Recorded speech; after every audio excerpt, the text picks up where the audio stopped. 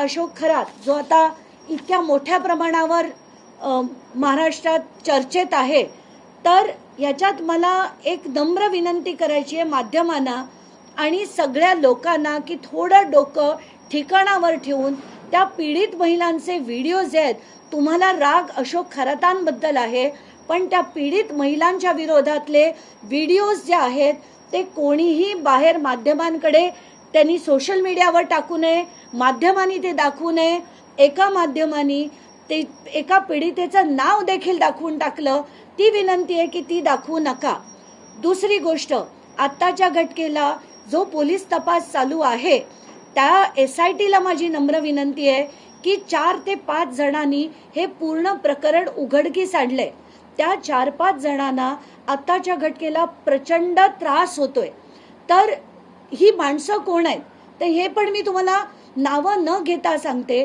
त्याच्यापैकी एक मोठा एक स्क्रॅप डीलर आहे. त्यांनी कोट्यवधी रुपये या अशोक खरातांसाठी खर्च केले.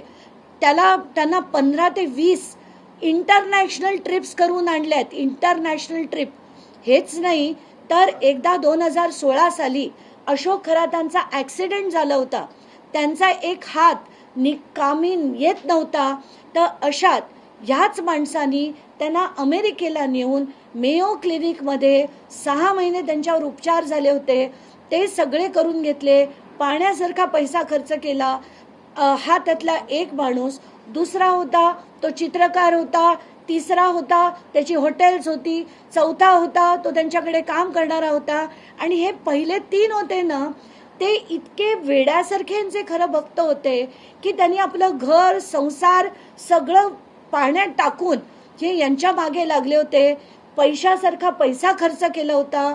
आणि त्यांना आज जे थांबवलं जातंय 8-8, 10-10 तास SIT त्यांना बसवून ठेवते.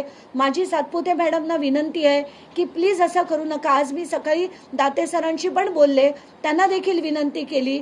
तर आत्ताच्या घटनेला हे जे खरात होते त्यांची अनेक गोष्टी या लोकांकडे होत्या, पण एकाने तर घाबरून, कारण त्यांच्या मागे लागायला लागलं म्हणून एकाने घाबरून त्यांचे अमुक पुरावे जे चुकून त्याच्याकडनं डिस्ट्रॉय झाले, कारण तो स्वतः घाबरला की उद्या मला काही त्याचा त्रास होईल का.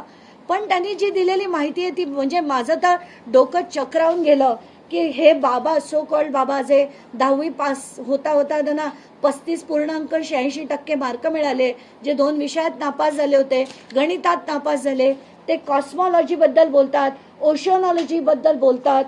आता ते काय काय करायचे हे देखील अनेक माध्यमांनी दाखवलं की ते खडा काय, मोती काय, कस्तुरी काय, गोरखचिंचा काय, या सगळ्याची विक्री करायचे. आता अनेक गोष्टी रोज बाहेर येत आहेत. पण मला असं वाटतंय की या लोकांना जे खरंच ज्यांच्यामुळे आज महाराष्ट्राला आणि ज्याच्यामुळे अनेक पीडिता देखील वाचल्या आहेत, तर अशा लोकांना त्रास होऊ नये एवढीच माझी नम्र विनंती आहे. आता तिसरं प्रकरण.